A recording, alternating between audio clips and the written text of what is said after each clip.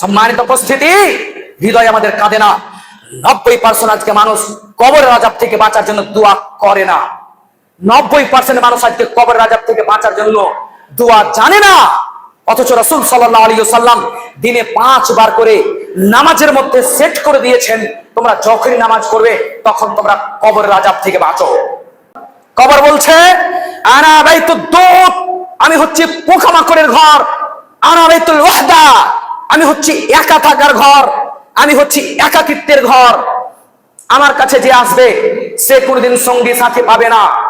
আমার কাছে যে আসবে সে কোনদিন আরামে থাকতে পাবে না। বলছে আমি পোকামাকড়ের ঘর। আমার মধ্যে যখন সে আসবে তাকে পোকা কুরে কুরে খাবে। তার নাক দিয়ে পোকা ঢুকবে, মুখ দিয়ে পোকা ঢুকবে, তার পুরো শরীরকে জর্জরা করে রেখে দিবে। এ হচ্ছে পোকামাকড়ের ঘর। মানুষ কোনদিন সেখান থেকে বাঁচতে পারে না। সম্মানিত উপস্থিতি, কবর অতীব জটিল ভয়াবহ জায়গা। মানুষের মারার পরে যতগুলো অশান্তির জায়গা রয়েছে, যতগুলো কঠিন ও অতীব জটিল জায়গা রয়েছে, তার মধ্যে প্রথম জায়গা হলো কবর। কবরের কাছ থেকে যদি কেউ বাঁচতে পারে তাহলে তার পরে যেগুলো স্টেপ রয়েছে সবগুলো থেকে বাঁচতে পারবে। কিন্তু কবর থেকে যদি কেউ বাঁচতে না পারে তাহলে পৃথিবীর কোনো মানুষ, পৃথিবীর কোনো জিনিস তাকে কবরের পরে যেগুলো আযাব সেগুলো থেকে বাঁচাতে পারবে না।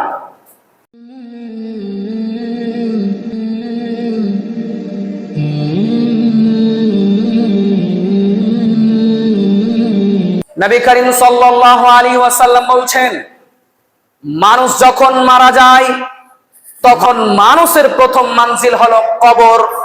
পৃথিবীতে মানুষ যত শান্তিভাবে থাকতে পারে, পৃথিবীতে মানুষ যা কল্পনা করতে পারে না, কবরে তার চাইতে বেশি আযাব দেওয়া হবে। পৃথিবীতে কবরের চাইতে আর কোন কঠিন জায়গা আমি দেখিনি। নবী করিম সাল্লাল্লাহু আলাইহি ওয়াসাল্লাম বলছেন, যত কবর কঠিন তার চাইতে কঠিন হবে কিয়ামত, তার চাইতে কঠিন হবে জাহান্নাম। ইবনে আব্বাস রাদিয়াল্লাহু তাআলা আনহু থেকে বর্ণিত, তিনি বলেন, আরেক হাদিসে আনাস ইবনে মালিক রাদিয়াল্লাহু তাআলা আনহু থেকে বর্ণিত, তিনি বলেন, নবী করিম সাল্লাল্লাহু আলাইহি ওয়াসাল্লাম বলছেন, যখন বান্দাকে কবরে রেখে চলে আসা হয়, মানুষ যখন কবরে রেখে চলে আসে, তখন হাদিসের মধ্যে আসছে যে ব্যক্তি কবরে শুয়ে আছে সেই ব্যক্তি যারা চলে আসে মাটি দিয়ে তাদের পায়ের জুতার আওয়াজ শুনতে পায়। সেই ব্যক্তি যখন মাটি দিয়ে চলে এলো, তার বাবা, তার দাদা, তার চাচা, তার ভাই, পড়োশি, তার কুটুম সদর যখন মাটি দিয়ে চলে এলো, মৃত ব্যক্তি তার কবরের ভিতর থেকে কানে শুনতে পায় যে আমাকে রেখে সবাই আজ চলে গেল। যারা চলে গেল তারা আমাকে চিরদিনের জন্য রেখে চলে গেল, আর কোনোদিন আমার সাথে দেখা করবে না, আর কোনোদিন আমার জন্য কাঁদবে না, আর কোনোদিন আমাকে ফোন করবে না, আর কোনোদিন খবর নিবে না। সেই ব্যক্তি এমন ভাবে যেন দুঃখিত হয়, বুঝতে পারে যে আমাকে রেখে চলে গেল, আর দুনিয়ার কারো সাথে আমার কোনো কন্টাক্ট থাকবে না। মানুষ যেতে না যেতেই সেখানে 2 জন ফেরেশতা চলে আসে। মানুষ কবর দেওয়ার পরে সেখান থেকে ফিরে যেতে না যেতেই 2 জন ফেরেশতা চলে আসে। রাসূল সাল্লাল্লাহু আলাইহি ওয়াসাল্লাম বলছেন, আতাহু মালাকানে, তার কাছে 2 জন ফেরেশতা চলে আসে এবং তাকে জিজ্ঞাসা করা হয়, মান হাযা রাজুল আল্লাযী বুইসা ফিকুম, এই ব্যক্তিকে, যেই ব্যক্তি তোমাদের মধ্যে পাঠানো হয়েছিল। অর্থাৎ রাসূলুল্লাহ সাল্লাল্লাহু আলাইহি ওয়াসাল্লামকে দেখিয়ে বলবে, এই ব্যক্তি সম্পর্কে তোমার ধারণা কি ছিল? তখন সেই লোকটা যদি ভালো হয়, সেই লোকটা যদি ভালো মানুষ হয়, তাহলে সেই লোকটা বলবে, ইন্নী আশহাদু ইন্নাহু আবদুল্লাহি ওয়া রাসূলুহু, আমি সাক্ষ্য দিচ্ছি নিশ্চয়ই এই লোক হচ্ছে আল্লাহর বান্দা এবং তার রাসূল।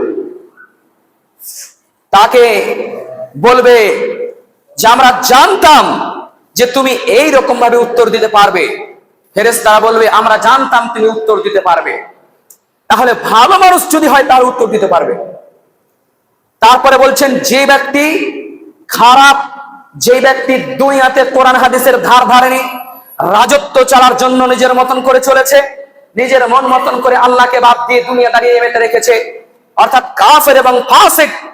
বলছে এই ব্যক্তিকে যখন জিজ্ঞাসা করা হবে তোমার এই ব্যক্তি সম্পর্কে তোমার ধারণা কি, অর্থাৎ রাসূল সাল্লাল্লাহু আলাইহি ওয়াসাল্লামকে দেখিয়ে বলবে এর সম্পর্কে তোমার ধারণা কি, তখন তিনি বলবেন লা আদরি, আমি জানি না। কুনতু আকুলু মা ইয়াকুলুন নাস, কুনতু আকুলু মা ইয়াকুলুন নাস, আমি তাই বলতাম মানুষ যা বলতো, আমি সঠিকভাবে জানতাম না লোকটা কে ছিল।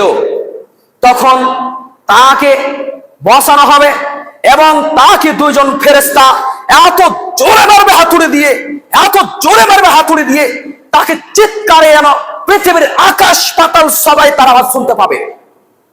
হাদিসের ভাষা বলছে পূর্ব থেকে নিয়ে পশ্চিম পর্যন্ত যত কিছু রয়েছে, কীট পতঙ্গ, জীবজন্তু আর সমস্ত রকমের জড় পদার্থ সব তার আওয়াজ শুনতে পাবে, এত জোরে চিৎকার করে। শুধু দুইজন জাতি শুনতে পাবে না, বলছে গায়রাস সাকালাইন, হাদিসের শব্দ তারা হলো মানুষ এবং জিন। মানুষ এবং জিন কোনোদিন কবরের আযাব শুনতে পায় না। কবরের আযাব অতি ভয়াবহ জিনিস। কবরের আযাব সম্পর্কে আমরা জানি না, ফলেই তো আমরা কবর নিয়ে আমরা স্মরণ করি না। রেখে চলে এলো, যে মনীষী তাকে রেখে চলে এসো, যে রেখে আসে সেও কাঁদে না, যতক্ষণ তার সামনে থাকে ততক্ষণ কাঁদে। কবরে রেখে চলে আসার পরে আর তার জন্য চোখ দিয়ে জল বের হয় না, যদিও নিজের বাপ, যদিও নিজের ছেলে, কেউ কাঁদে না। অথচ সব থেকে বিপদে রয়েছে সেই ব্যক্তি। রাসূল সাল্লাল্লাহু আলাইহি ওয়াসাল্লাম বলছেন তাকে এত জোরে মারা হয়, এত জোরে মারা হয় যেন তার আহাজারি আকাশ পাতাল সবাই শুনতে পায়, পূর্ব থেকে পশ্চিম পর্যন্ত সবাই শুনতে পায়। আপনার গ্রামে যদি আযাব হয়, মক্কা মদিনা থেকে আওয়াজ শুনতে পায়। কে? গরু, ছাগল, সমস্ত রকমের প্রাণী তার আওয়াজ শুনতে পায়, এত জোরে চিৎকার করে। বলেন মানুষকে আপনার গ্রামে আজান দিয়ে ডাকতে হয় যে আমাদের আজানের টাইম হয়ে গেছে, মাইক দিয়ে মানুষ আওয়াজ শুনতে পায় না। অথচ কবরে মাটির ভেতরে একজন মানুষকে আযাব দেওয়া হচ্ছে, পৃথিবীর সবাই শুনতে পায়, আনাচে কানাচে সবাই শুনতে পায়, শুধু মানুষ শুনতে পায় না এবং জিন শুনতে পায় না। সম্মানিত উপস্থিতি, তাহলে একটা মানুষ কত জোরে চিৎকার করলে তার আওয়াজ পৃথিবীর যে কোনো প্রান্ত থেকে শোনা যেতে পারে, কত জোরে আওয়াজ করবে চিন্তা করে দেখেছি আমরা? কোনদিন চিন্তা করে দেখি না। সম্মানিত উপস্থিতি, রাসূল সাল্লাল্লাহু আলাইহি ওয়াসাল্লাম বলছেন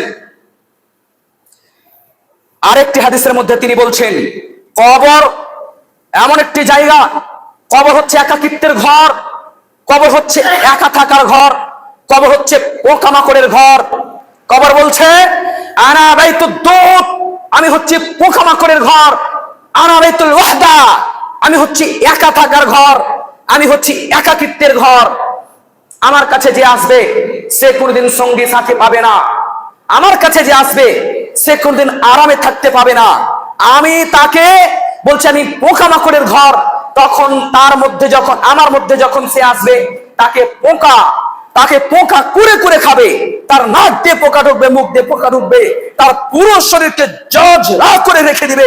এ হচ্ছে পোকামাকড়ের ঘর, মানুষ কোনদিন সেখান থেকে বাঁচতে পারে না।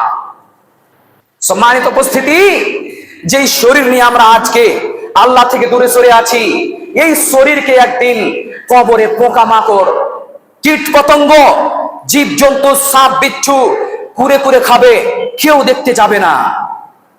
আজ আপনার ছেলের অসুখ হয়, আপনি দিন রাত এক করে দিচ্ছেন আপনার ছেলেকে ভালো করার জন্য, কিন্তু আপনার ছেলেকে যেদিন কবরের আযাব হবে, আপনি কেন পৃথিবীর কেউ তাকে বাঁচাতে পারে না। কবর অতীব জটিল ভয়াবহ জায়গা। মানুষের মারার পরে, আপনার মানুষের মারার পরে যতগুলো অশান্তির জায়গা রয়েছে, যতগুলো কঠিন ও অতীব জটিল জায়গা রয়েছে, তার মধ্যে প্রথম জায়গা হলো কবর। কবরের কাছ থেকে যদি কেউ বাঁচতে পারে, তাহলে তার পরে যেগুলো স্টেপ রয়েছে সবগুলো থেকে বাঁচতে পারবে। কিন্তু কবর থেকে যদি কেউ বাঁচতে না পারে, তাহলে পৃথিবীর কোনো মানুষ, পৃথিবীর কোনো জিনিস তাকে কবরের পরে যেগুলো আযাব সেগুলো থেকে বাঁচাতে পারবে না। সম্মানিত উপস্থিতি, বারা ইবনে আযিব রাদিয়াল্লাহু তাআলা আনহু থেকে বর্ণিত, তিনি বলেন রাসূল সাল্লাল্লাহু আলাইহি ওয়াসাল্লাম বলেছেন মানুষ যখন মারা যায়, মানুষকে যখন কবরে রেখে চলে আসা হয়, মানুষের কাছে তখন দুইজন ফেরেশতা চলে আসে। মানুষের কাছে দুইজন ফেরেশতা চলে আসে, তাকে জিজ্ঞাসা করে, বলো তোমার দিন কি, তোমার নবী কে, তোমার ধর্ম কি, তোমার রব কে? যদি সেই লোকটা মুমিন হয় তখন সেই ব্যক্তি বলবে, আমি সাক্ষ্য দিচ্ছি তিনি হচ্ছেন মুহাম্মদ সাল্লাল্লাহু আলাইহি ওয়াসাল্লাম, যাকে দুনিয়াতে পাঠানো হয়েছিল, আমার রব আল্লাহ, আমার দ্বীন ইসলাম। তখন তাকে জিজ্ঞাসা করা হবে, তুমি এগুলো কোথায় জেনেছো? তুমি এগুলো কোথায় জেনেছো, কোথায় পেয়েছো? তখন সে ব্যক্তি বলবে, ক্বারাতু কিতাবাল্লাহ, আমি আল্লাহর কিতাবে পড়েছি, আমানতু বিহি, এবং তার উপরে ঈমান নিয়ে এসেছি, অসাদ্দাকতু, তাকে বিশ্বাস করেছি। তখন হাদিসের মধ্যে এসেছে, ইউনাদি মুনাদিন মিনাস সামাই, আসমান থেকে একজন আহ্বানকারী আহ্বান করে বলবে, আন সাদাকা আব্দি, আমার বান্দা ঠিক বলেছে, আমার বান্দা ঠিক বলেছে। তখন তাকে বলা হবে, ফেরেশতাদেরকে বলা হবে যে তাকে তোমরা জান্নাতের পোশাক পরিয়ে দাও, ওয়াফরিশুহু মিনাল জান্নাহ, তার জন্য জান্নাতের বিছানা বিছিয়ে দাও, ওয়ালবিসুহু মিনাল জান্নাহ, জান্নাতের পোশাক পরিয়ে দাও। এবং তাকে বলা হবে, জান্নাতের দিক থেকে একটি গেট খুলে দাও, যেন তার কাছে জান্নাত থেকে আরাম আয়েশ বাতাস আসতে থাকে। যখন লোকটা ভালো হয় তখন তার কাছে তাকে বলা হয় তুমি শুয়ে যাও। যেমন করে বাসর রাতে ঘুমায় একজন মানুষ, বাসর রাতে যেমন কেউ তাকে উঠাতে পারে না তার প্রিয় মানুষ ছাড়া, বাসর রাতে মানুষ কেউ কাউকে উঠাতে পারে না তার প্রিয় মানুষ ছাড়া, তেমনই তাকে বলা হবে, তুমি দুনিয়াতে ভালো কাজ করেছিলে, তুমি আজ কবরে বাসর রাতের মতো কোনো চিন্তা ছাড়াই ঘুমিয়ে যাও, তোমাকে সেই দিন উঠানো হবে যেই দিন কিয়ামত হবে। সম্মানিত উপস্থিতি, কবর অতীব জটিল ভয়াবহ জায়গা।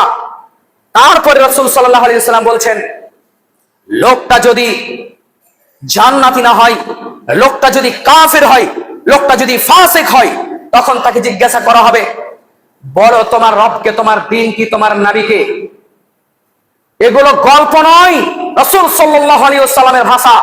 তিনি বলছেন, সেই লোকটা বলবে, হা হা লা আদরি, আমি কিছুই জানি না।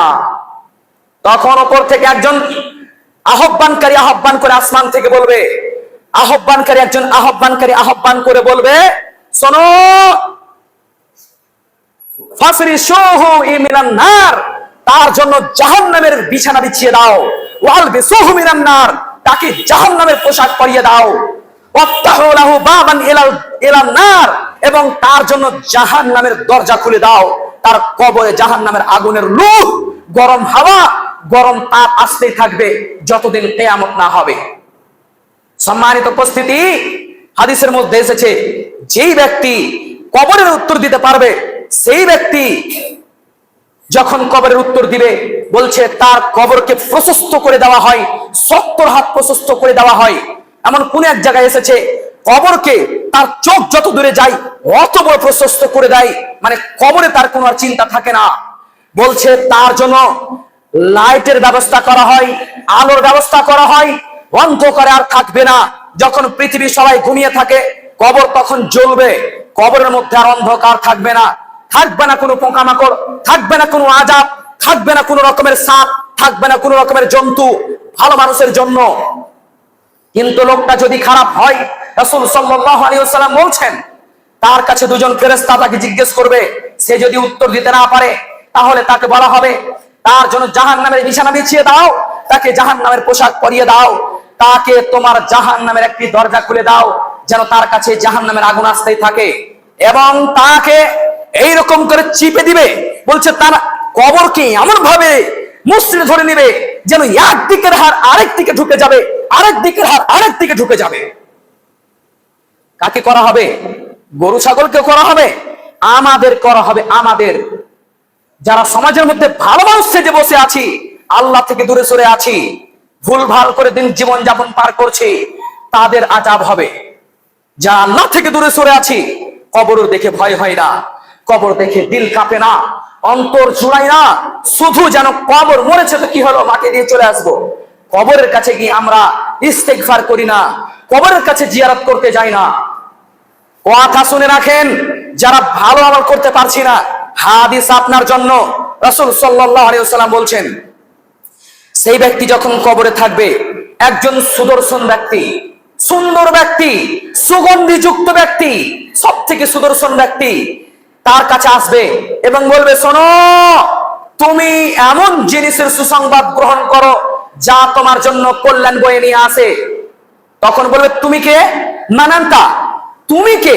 তোমার চেহারা এত সুন্দর কেন? তোমার চেহারা এত সুন্দর কেন? তোমার চেহারা সুসংবাদ বয়ে নিয়ে আসে, সুসংবাদ দেওয়ার জন্য বয়ে নিয়ে আসে, কল্যাণ বয়ে নিয়ে আসে, তোমার চেহারা এত সুন্দর কেন?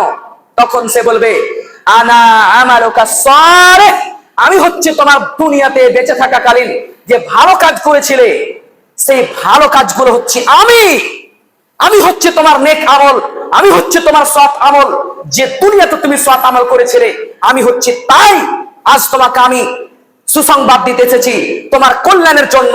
তুমি সুসংবাদ গ্রহণ করো, তোমাকে জান্নাতে দেওয়া হবে। তুমি সুসংবাদ গ্রহণ করো, যা তোমাকে দুনিয়াতে বেঁচে থাকাকালীন ওয়াদা করা হয়েছিল যে মানুষ ভালো আমল করলে তাকে জান্নাতে দেওয়া হবে। আজ তুমি তার সুসংবাদ গ্রহণ করো। সম্মানিত উপস্থিতি, অত্র হাদিস থেকে বোঝা যায়, একজন ব্যক্তি যখন ভালো আমল করে, কষ্ট হচ্ছে, তারপরেও সে ব্যক্তি আমল করছে, ঠান্ডায় উঠতে ইচ্ছে করে না, তারপরে লোকটা উঠে নামাজ আদায় করে, তারপরে লোকটা আল্লাহর কাছে ক্ষমা চায়, তারপরে লোকটা আল্লাহকে ভয় করে চলে। বাড়িতে অভাব চলছে, টাকা পয়সা জুটে না, ছেলে আর মেয়ে অসুস্থ হয়ে পড়ে আছে, স্ত্রীকে ডাক্তার নিয়ে যেতে হবে, অথচ সেই লোকটা লোনের সুদের টাকা দিয়ে স্ত্রী ছেলে মেয়েকে দেখায় না, লোনের টাকা নিয়ে বাড়ি করে না, লোনের টাকা নিয়ে সুদ নিয়ে সে সংসার চালায় না, ভয় করছে আল্লাহকে যেদিন মারা যাব সেই দিন আমার কি হবে। সেই ব্যক্তি আল্লাহ তাবারক ওয়া তাআলাকে ভয় করছে, সেই ব্যক্তি সব সময় আল্লাহকে বলেছে, আল্লাহ তুমি ব্যবস্থা করে দাও।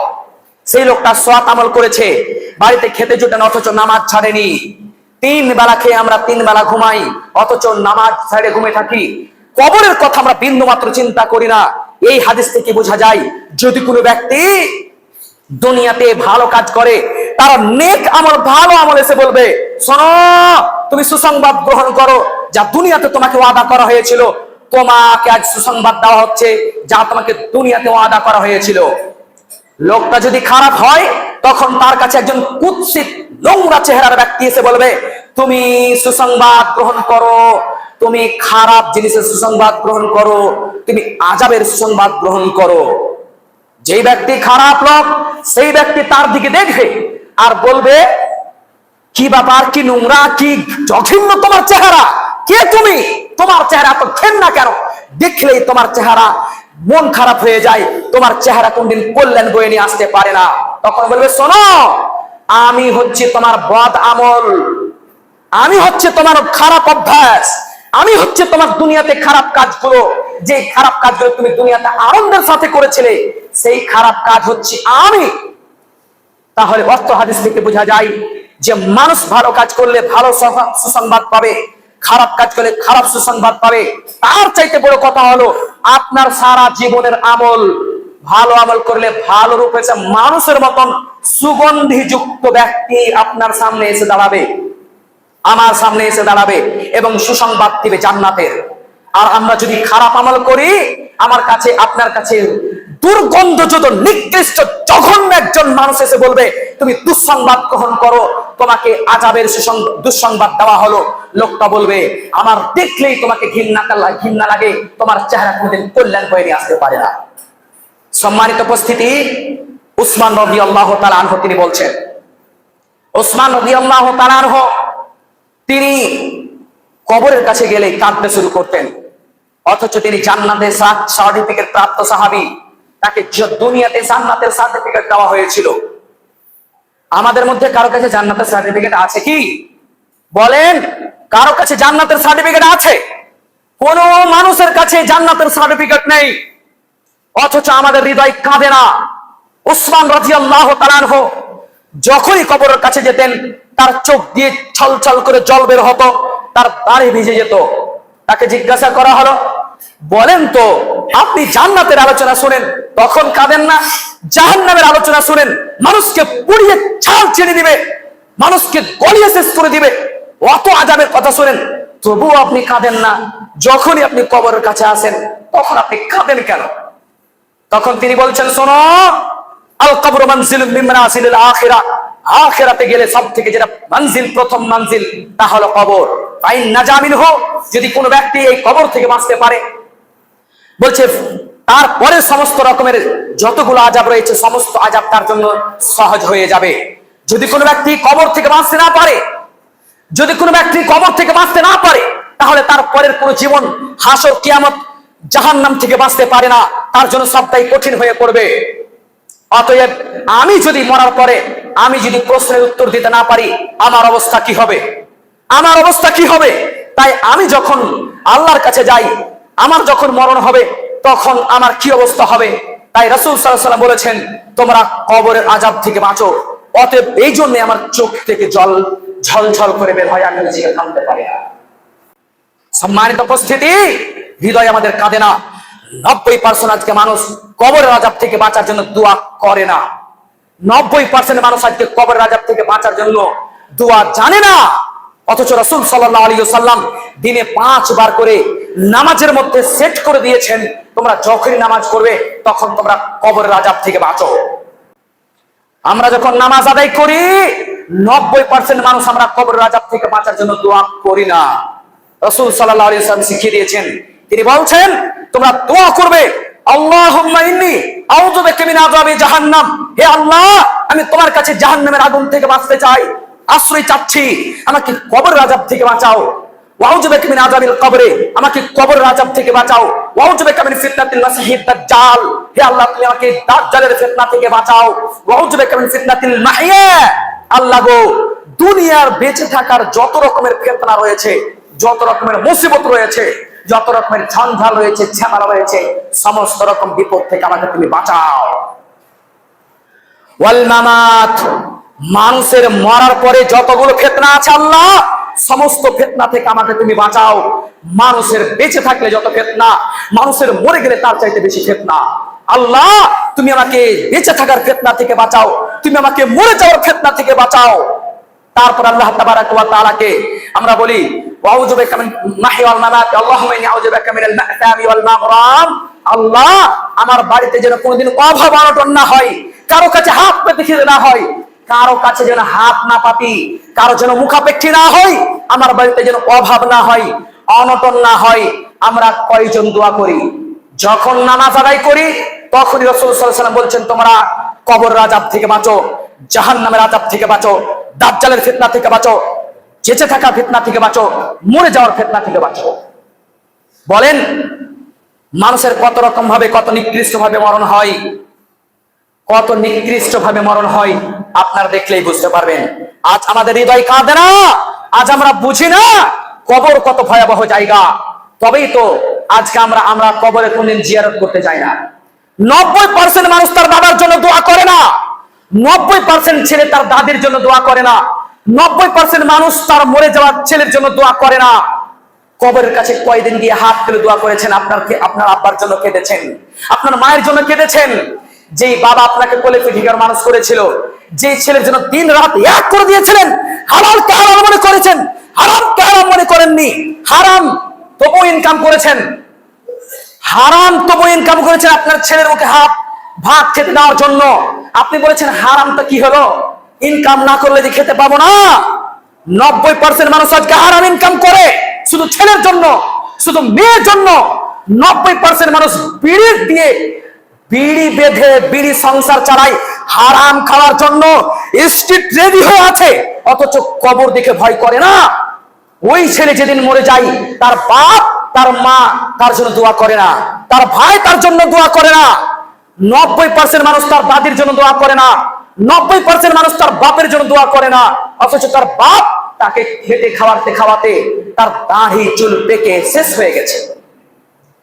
তাকে ভাত তুলে দেওয়ার জন্য হালালকে হালাল মনে করেনি, হারামকে হারাম মনে করেনি।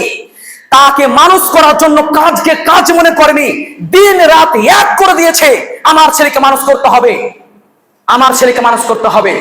অথচ সেই ছেলে যখন তার বাবাকে কবরে রেখে চলে আসে, তার বাবার জন্য আর তার ছেলের হৃদয় কাঁদে না। বলছে মরলো তো কি হলো? লজ্জা লাগা দরকার এই ছেলের, যে বাবার জন্য দোয়া করে না, মায়ের জন্য দোয়া করে না, ছেলের জন্য দোয়া করে না, দাদির জন্য দোয়া করে না, দাদুর জন্য দোয়া করে না। বলেন সব থেকে মুসিবতে পড়ে আছে আপনার বাবা।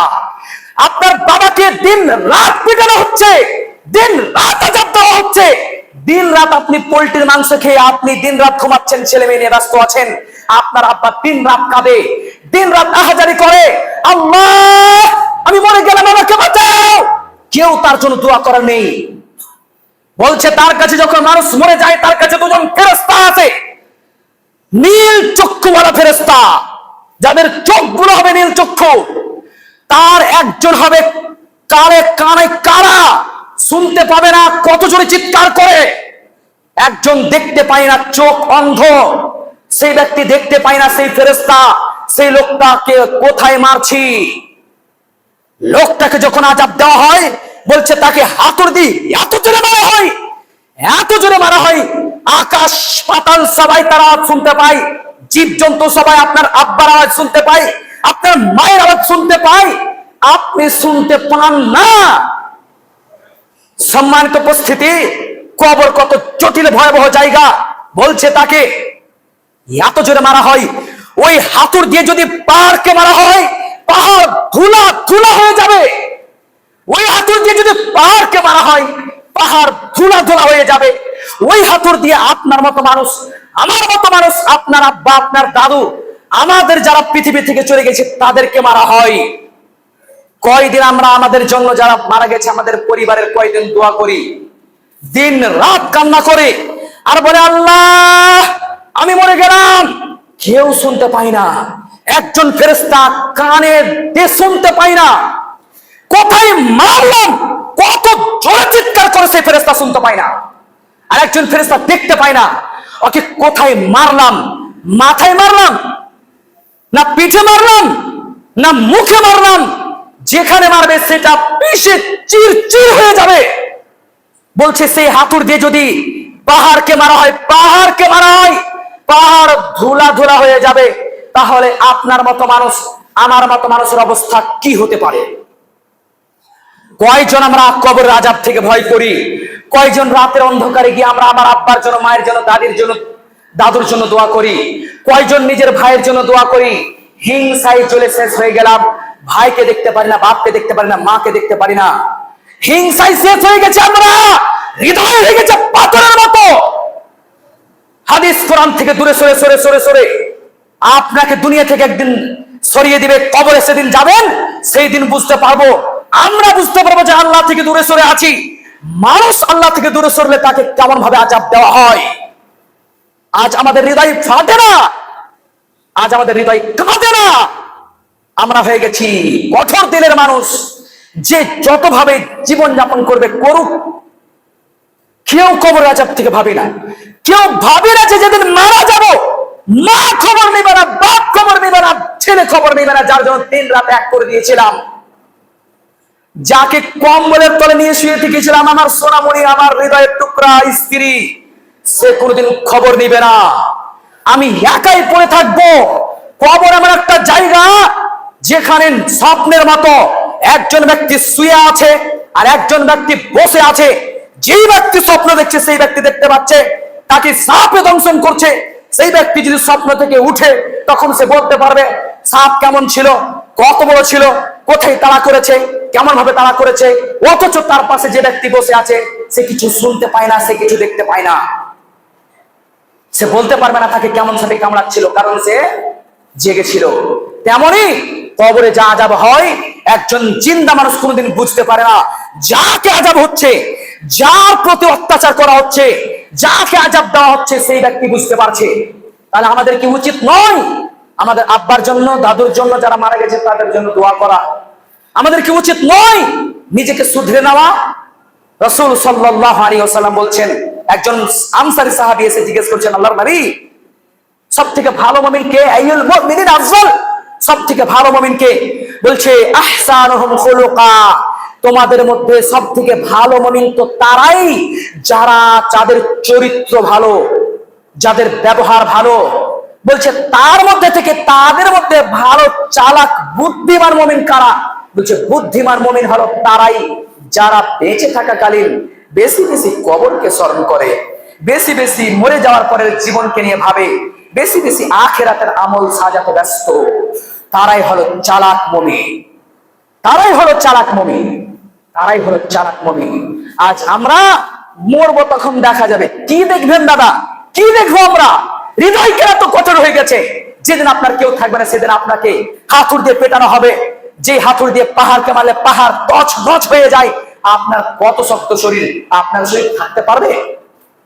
সময় শেষ হয়ে গেছে।